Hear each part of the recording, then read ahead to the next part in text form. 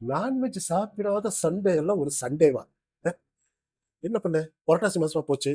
அம்மா வேற வீட்டுல நான்வெஜ் சமைக்க மாட்டாங்க. அஹ், கடையில போய் சாப்பிடலனாலும் அது தப்புங்கிறாங்க. வாங்க, இது ரெண்டையும் எப்படி பேலன்ஸ் பண்றது நான் சொல்றேன்.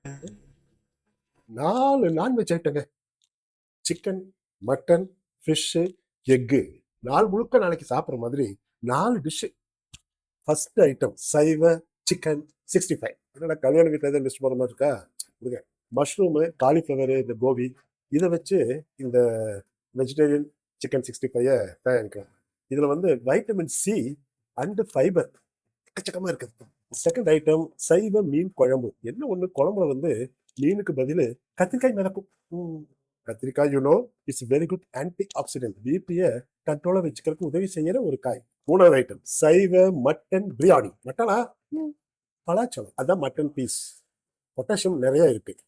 ஹார்ட்டுக்கு ஷாக் அப்சர்வர் மாதிரி ஆக்ட் பண்ணும். எல்லாமே கஷ்டம், கடைசியா ஈஸியான்னு ஒன்று சொல்றேன். முட்டை குழம்பு, சைவ முட்டை குழம்பு. இந்த உருளைக்கிழங்கு எல்லாம் உருளைக்கிழங்கு அதை வந்து உரிச்சு கட் பண்ணாம அப்படியே சின்ன சின்ன உருளைக்கிழங்கா எடுத்து அப்படியே மசாலா போட்டு குருமால போட்டா அப்படியே முட்டையாட்டவே மிதக்கும். என்ன, உருளைக்கிழங்கு கார்போஹைட்ரேட்ஸ் ரொம்ப அதிகமா இருக்கும். பரவாயில்ல, அது ஒரு எனர்ஜி பூஸ்டர், அப்பப்ப எடுத்துக்கலாம். இந்த 4 ஐட்டம் தவிர வேற ஏதாவது ஐட்டங்கள் சைவத்துல செஞ்சு நான்வெஜ் மாதிரியே ஃபீல் பண்ண மாதிரி ஐட்டங்கள் ஏதாவது உங்களுக்கு தெரிஞ்சதுன்னா கமெண்ட்ல சொல்லுங்க. இந்த வீடியோவை உங்க அம்மாவுக்கோ இல்ல அக்கா தங்கச்சிகளுக்கோ ஷேர் பண்ணி நாளைக்கு சண்டே சிறப்பா சமைச்சு கொடுக்க சொல்லிடுங்க. ஆல்வேஸ் ஃபாலோ பண்ணிக்கங்க, ஷேர் பண்ணுங்க. டாக்டர் மக்கா மகேஷ்.